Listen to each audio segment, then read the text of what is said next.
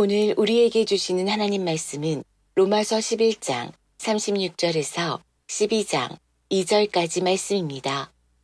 신약성경 255페이지입니다. 이는 만물이 주에게서 나오고 주로 말미암고 주에게로 돌아감이라. 그에게 영광이 세세에 있을지어다. 아멘. 그러므로 형제들아, 내가 하나님의 모든 자비하심으로 너희를 권하노니 너희 몸을 하나님이 기뻐하시는 거룩한 산 제물로 드리라.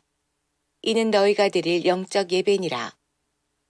너희는 이 세대를 본받지 말고 오직 마음을 새롭게 함으로 변화를 받아 하나님의 선하시고 기뻐하시고 온전하신 뜻이 무엇인지 분별하도록 하라. 아멘. 아멘. 추석이 있었던 주일에 제가 우리가 드려야 할 신약시대의 제사에 대해서 말씀을 드렸습니다. 첫 번째는 찬송의 제사, 두 번째는 나눔의 제사를 히브리서 13장에서 우리가 이야기했었는데, 제사가 있으면 제물이 있어야겠죠. 그래서 오늘 말씀은 거룩한 산 제물입니다. 이야기를 하면서 제가 첫째는 비행기 이야기를 한번 하고, 그 다음에는 열차, 기차 이야기를 하려고 합니다. 먼저 제가 오래전에 공군 목사였습니다. 마지막 근무지가 사천에 있는 제3훈련비행단이었는데, 공군사관학교를 졸업한 초급 장교들이 거기 와서 중등, 고등 비행훈련을 받는 곳이었습니다. 그리고 비행장하고 이렇게 연결해서 당시 주력기였던 KF-16 조립 라인이 있었는데, 저희 교회에는 새로 조립된 전투 비행기를 이렇게 시험 비행하는 조종사 집사님도 있었습니다. 그 집사님 저한테 물었습니다. 목사님, 전투기가 그렇게 빨리 날아갈 때 가장 중요한 게 뭔지 아십니까? 제가 알 리가 없죠. 모릅니다 했더니, 가장 중요한 것은 불꽃입니다. 그렇게 빠르게 날아갈 때 엔진에 불꽃이 꺼지면 이제 마지막 그저 비행기는 쇳덩어리가 되어서 떨어질 수밖에 없는 거죠. 오늘날 같이 힘든 이런 시대를 우리가 살아가면서 하루하루 우리가 살기도 만만치가 않은데, 더더군다나 우리가 그리스도인으로서 많은 계명들을 또 지키라고 하지 않습니까? 살인하지 말라, 간음하지 말라, 도둑질하지 말라, 이런 무거운 짐들을 우리가 지고 과연 어떻게 떨어지지 않고 날아갈 수 있을까? 중요한 것은 불꽃이죠. 그 불꽃이 무엇입니까? 바로 예수 그리스도의 복음입니다. 예수께서 우리를 위하여 죽으셨고, 그 예수님을 믿는 자는 영생을 얻는 하나님의 자녀가 된다는 그것이 우리의 불꽃이 되어서 아무리 우리 인생이 무거워도 떨어지지 않고 날아가게 될 줄 믿습니다. 두 번째, 열차 이야기입니다. 로마서의 구조는 열차와 같습니다. 로마서는 1장부터 16장까지 이렇게 구성되어 있는데, 1장부터 11장까지가 기관차고 12장부터 16장까지가 화차 혹은 객차라고 이야기할 수 있겠죠. 아프리카를 이렇게 횡단하는 거대한 그 열차를 보니까요, 앞에 기관차가 막 7개, 8대 이렇게 같이 힘을 모아가지고 긴 화차를 이렇게 끌고 가는 것을 볼 수가 있었는데, 우리 로마서 기차는 조금 특이합니다. 기관차가 11대고 그 다음에 뒤에 객차가 5대입니다. 여러 가지 이유가 있겠죠. 특별히 우리 인간의 죄가 얼마나 심각한 문제인지를 1장부터 11장까지 이야기를 하면서, 그 죄를 해결할 수 있는 것은 오직 예수 그리스도의 보혈의 피밖에 없다, 이것을 이야기하면서 그것을 끌고 가는 기관차가 자그마치 11대가 되고, 그 다음 그러므로 우리는 어떻게 살 것이냐 하는 것이 12장부터 16장까지 나타나 있습니다. 우리의 삶도 녹록지가 않죠. 하지만 강력한 기관차가 우리를 끌고 있으면 우리는 이 삶을 능히 살아낼 수 있을 줄 믿습니다. 이 두 부분을 연결하는 말씀이 바로 오늘 11장 36절과 또 12장 1절 2절 이 말씀들입니다. 이 연결 부위라고 할 수 있겠죠.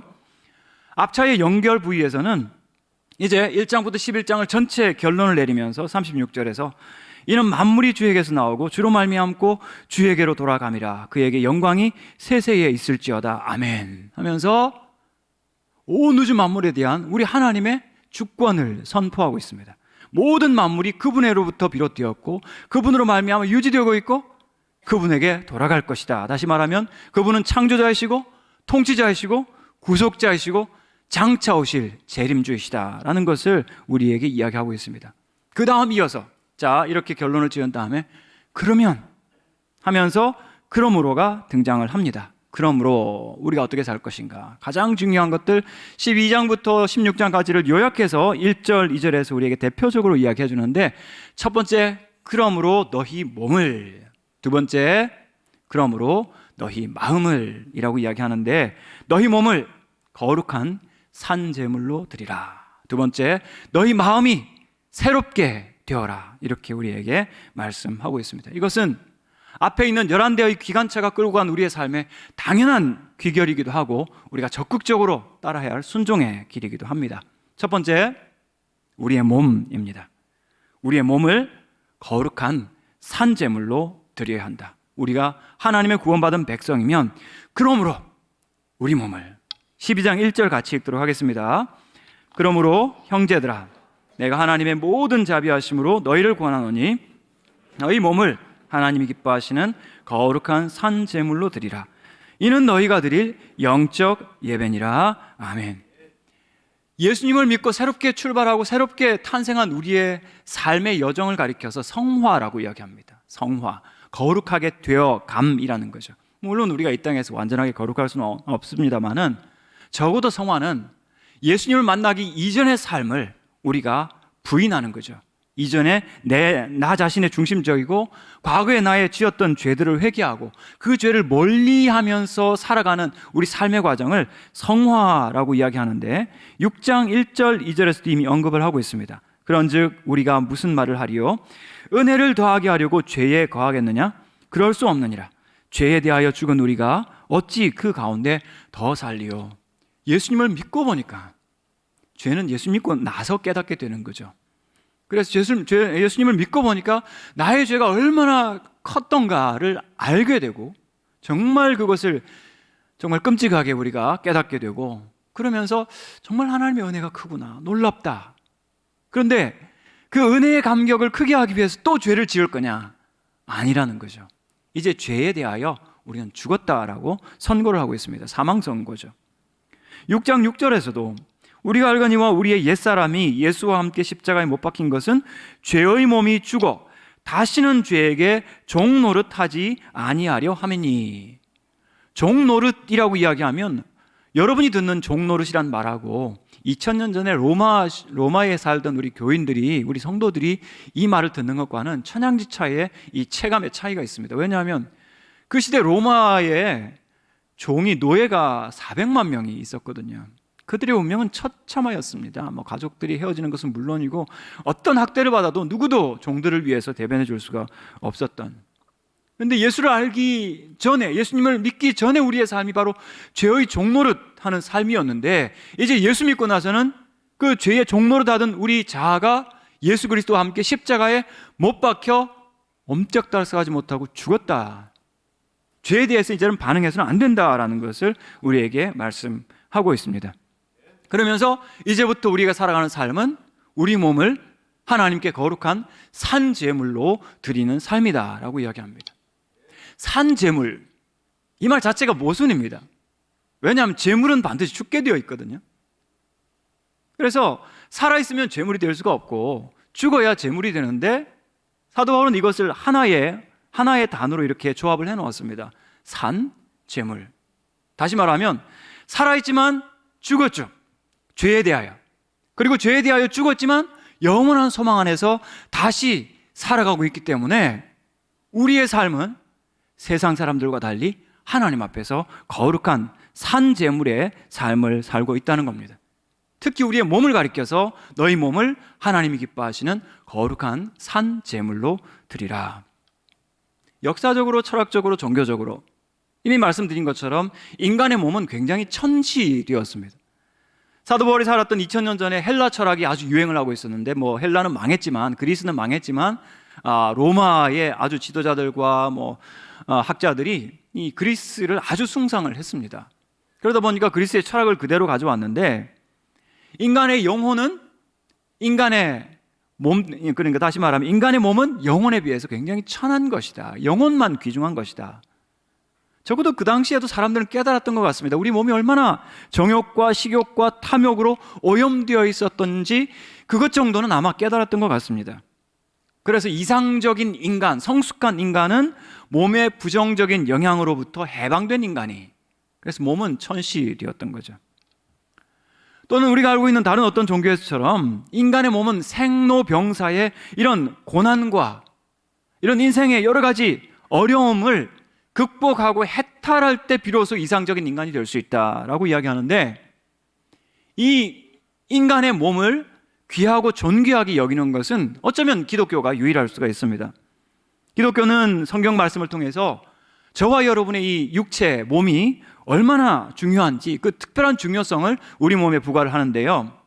먼저 하나님께서 우리를 지으실 때 하나님의 형상대로 우리 몸을, 물론 우리 영혼도 마찬가지고 성격도 마찬가지지만 우리 육체를 하나님의 형상으로 지으셨습니다.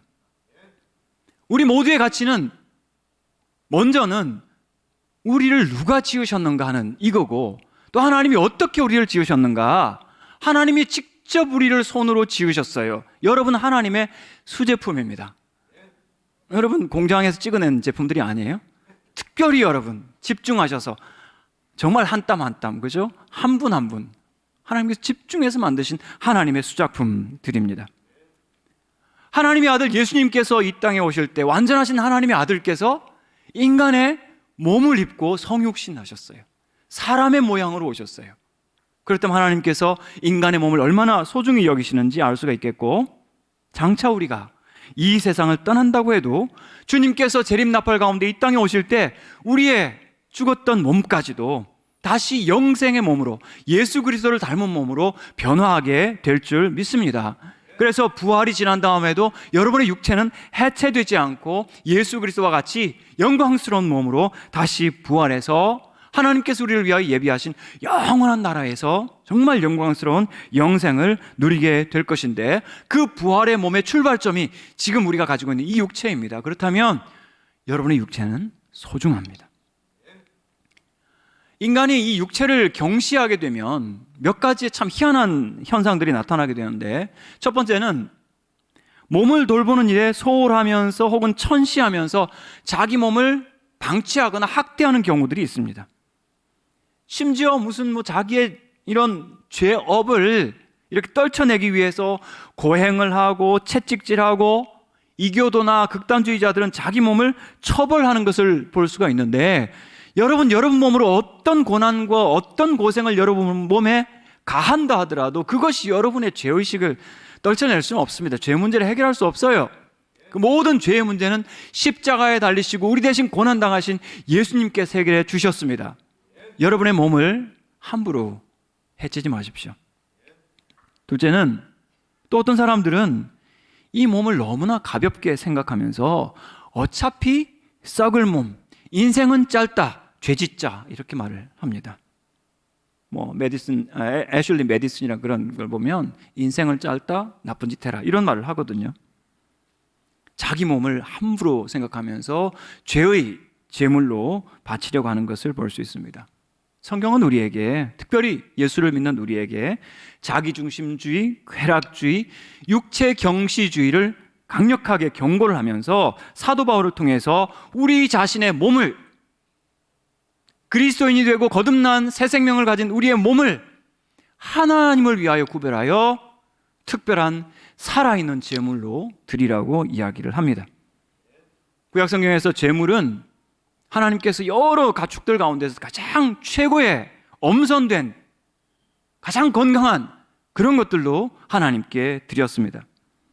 제물의 존재 가치는 누구를 위하여 구별되어 있고 누구를 위하여 바쳐지는가 하는 건데, 사랑하는 성도 여러분, 여러분의 건강하고 여러분의 아름다운 이 몸을 하나님께 살아있는 제물로 구별하여 드리시는 여러분들 되시기를 바랍니다.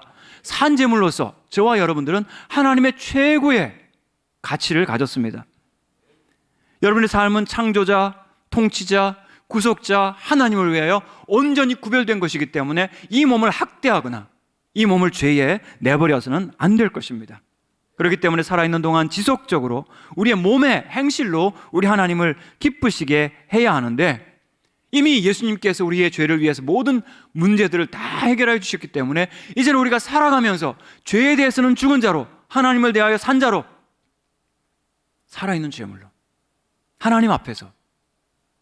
여러분, 죄물은 어디에 놓이죠? 제단 위에 놓이죠. 제단은 하나님 앞에 놓여진, 하나님께 드려지는 상과 같은 거죠. 오늘 우리의 삶이 주일만 아니라 월화수목금토 우리의 모든 일상이 마치 제단 위에 놓여진, 하나님 앞에 드려지는 가장 아름다운 최상품의 삶을 여러분들 하나님 앞에 드리시기를 축복합니다. 그래서 함부로 우리의 몸을 경시하거나 몸의 필요를 무시하거나 혹은 나쁜 관계나 물질에 중독되는 그런 삶에서 구별되어서, 여기에서 이것이 너희가 드릴 영적 예배니라고 했는데, 여기서 영적이라는 말은 신령하다는 말보다는 오히려 합당하고 합리적이라는 말로 이렇게 구별하여 이렇게 해석할 수가 있습니다. 우리 몸을 부도덕하고 나쁜 관계, 중독 물질에 함부로 이렇게 버리는 것보다 하나님 앞에서 구별하여 살아가는 이 산제사를 드리는 것이 하나님 앞에서, 사람 앞에서 가장 합리적이고 지성적인 삶이고 가장 인간다운 삶을 살아가는 것입니다. 다른 어떤 가르침보다 바로 이 성경 말씀을 통해서 구별된 삶을 살아갈 때, 우리 몸으로 구별된 삶을 살아갈 때 여러분 가장 지성적이고 가장 합당하고 가장 합리적인 삶을 살아가게 될 줄 믿습니다. 그리스도께서 구속하신 여러분의 몸을 귀하게 여기시고, 그렇지만 세상 죄와 구별하여 거룩한 산제물로 하나님께 구별하여 드리는 여러분들 되시기를 축복합니다. 두 번째, 우리의 마음입니다. 그러므로 우리 마음을 어떻게 해야 될까요? 우리 마음의 변화를 받아야 합니다. 2절 말씀 우리 같이 읽겠습니다. 너희는 이 세대를 본받지 말고 변화를 받아 하나님의 선하시고 기뻐하시고 온전하신 뜻이 무엇인지 분별하도록 하라. 아멘. 자, 여기서 이 말씀을 우리가 조금 원래대로 해석을 해보면요, 너희는 이 세대를 본받지 말고 마음을 새롭게 함으로 변화를 받으라. 그리하면 너희가 하나님의 선하시고 기뻐하시고 온전하신 뜻이 무엇인지 분별하게 될 것이다 라고 했습니다. 그러니까 우리에게 주어지는 명령은 뭡니까? 마음을 새롭게 함으로 변화를 받으라. 그럼 하나님 뜻을 분별하는 삶을 살게 될 것이다, 이 말씀이죠. 성경에서 마음은 우리 존재의 중심을 이야기합니다. 이것은 우리에게 있는 양심이나 혹은 정신이나 멘탈 이런 것들이 아니고 우리 존재의 중심입니다. 다시 말하면 마음이 새로워지고 마음이 변하면 우리 존재 전체가 변하고 우리 삶 전체가 변화될 수 있기 때문에 이 마음, 우리의 중심이 변화되어야 한다고 이야기합니다. 그 말씀 전에 너희는 이 세대를 본받지 말고, 이것은 우리 기독교인들은 이 땅을 살아가는 동안 이 땅이 잠시 지나가는 나그네임을 인식하고 일시적인 시류에 맞춰서 살아가는 것이 아니라 영원한 영생의 삶에 초점을 두고 살아가는 그런 삶을 우리에게 요청하고 있습니다. 너희는 이 세대를 본받지 말고 마음을 새롭게 함으로 변화를 받아. 여기서 변화라는 말은 마태복음 17장 2절에 나오는 예수님의 변형 사건을 우리에게 연상시켜주는 같은 단어입니다. 마태복음 17장 보시면 예수께서 높은 산에 올라가셨는데 영광스러운 모습으로 변형되셨습니다. 하나님의 아들이 이 땅에 몸을 입고 오셨지만, 그러나 그 영광스러운 산에서 정말 말로 형언할 수 없는, 그것을 보는 사람이 무슨 말을 하는지 알 수 없을 정도의 영광스러운 모습으로 변화되는 것을 보면서 사도 베드로가 그 자리에 있었지 않습니까? 베드로가 말년이 되어가지고 예수님과 많은 경험이 있었지 않습니까? 심지어 물리를 걸었던 그런 경험도 있는데 그거 다 잊어버리고 한 가지, 이 변화산에서 예수께서 영광스럽게 변화되고 하나님의 음성이 들렸던 그 장면을 기억하면서 너희가 이것을 잊지 말라고 우리한테 상기시켜주고 있는데, 예수 그리스도의 그 영광스러운 모습, 그 모습처럼 우리의 마음도, 우리의 중심도 변화를 받으라고 우리에게 이야기하고 있습니다. 우리 마음이 우리한테 보이지도 않고 때로는 느껴지지도 않지만, 그러나 여러분 자세히 보시면 우리 마음에서 얼마나 그것이 우리 중심적으로 작동하고 움직이는지, 우리 자신을 예비하고 칭찬하고 우리 자신을 숭배하고 자기 신념만 옳다고 고집을 부리고 완고한 것이 바로 이 마음에서 시작되는 거거든요. 그런데 우리가 예수 그리스도를 모시게 되었을 때, 예수 그리스도의 구원의 강력한 엔진이 우리를 움직일 때 우리 마음이 변하게 되는 거죠. 중심이 바뀌어서 우리 중심에 예수 그리스도의 영을 모시고 성령께서 우리와 동행하실 때 우리의 마음의 변화가 이루어질 수 있는 것이죠. 그 변화는 짧게 뭐 금방 있다가 없어지는 변화가 아니라 성령 안에서 안정되게 지속적인 변화, 영구적인 그런 새로운 변화된 삶을 우리가 살 수 있게 되는 것입니다.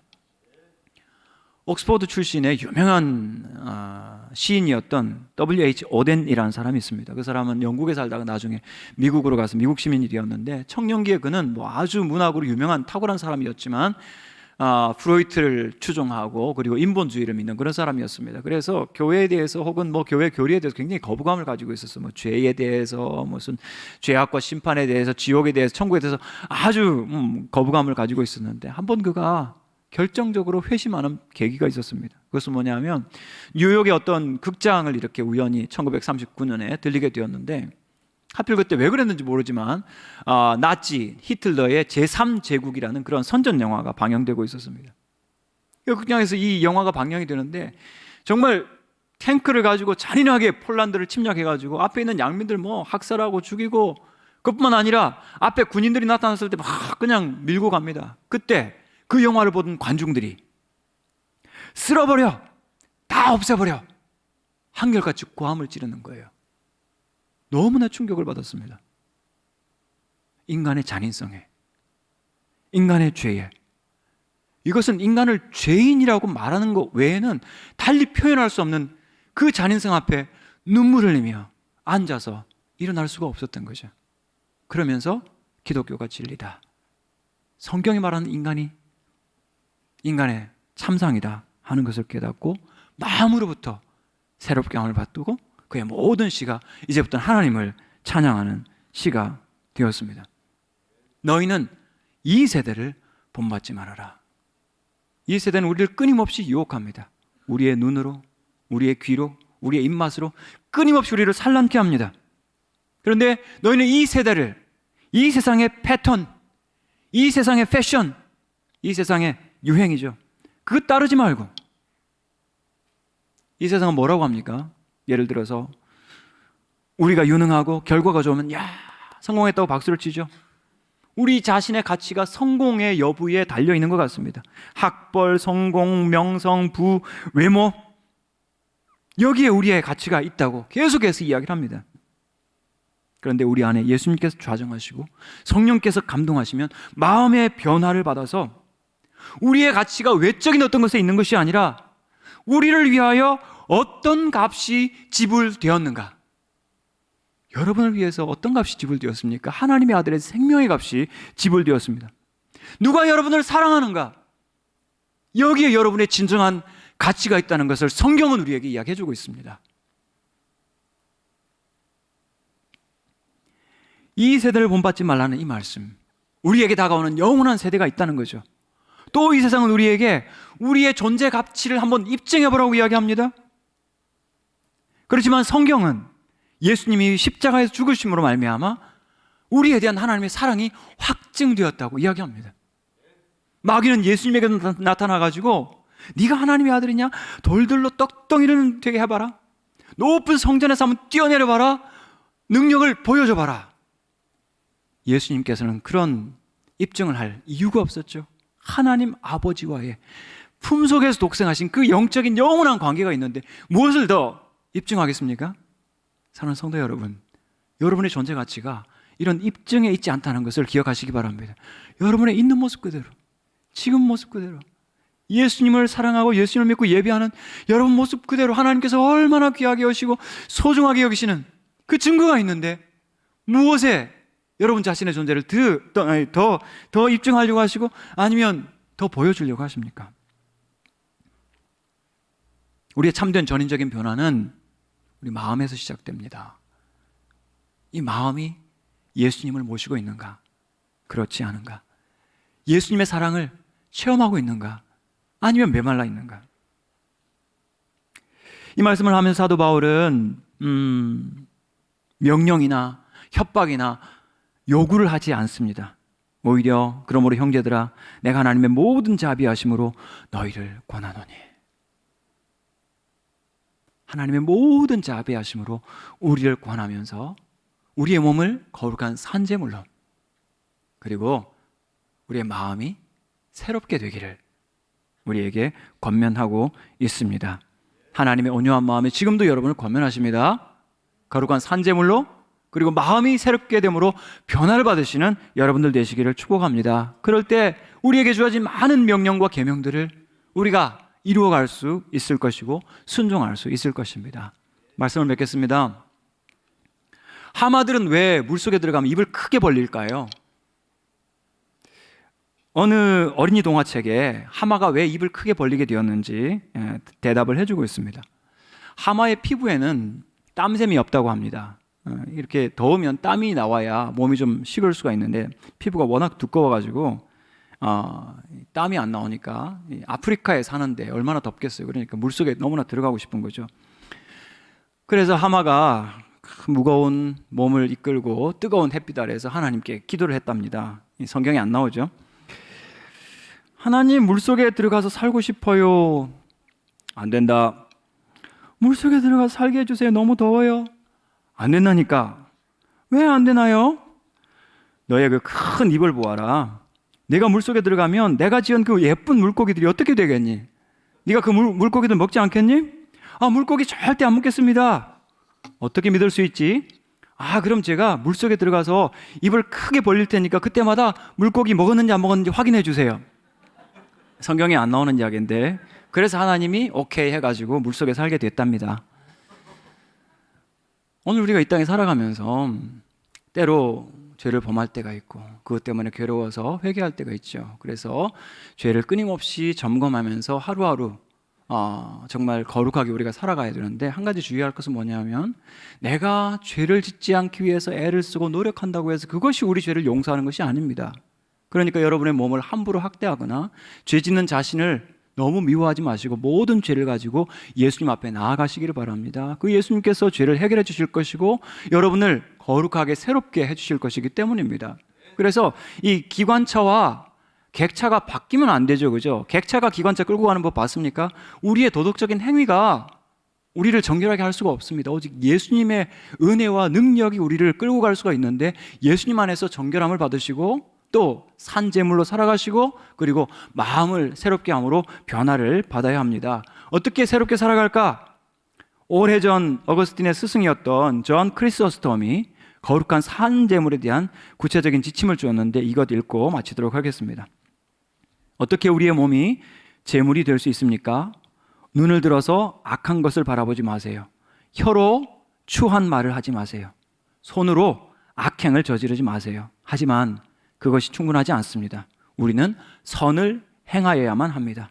손으로 구제하고 우리의 입으로 우리를 이용하려는 사람을 축복하고 우리 귀로 성경 말씀을 듣는 것을 기뻐해야 합니다. 왜냐하면 제물은 정결해야 하고 제물은 모든 행동의 첫 열매이기 때문입니다. 그러므로 우리의 손으로, 발로, 입으로, 우리 모든 몸의 지체로 하나님께 첫 열매를 맺어 드립시다.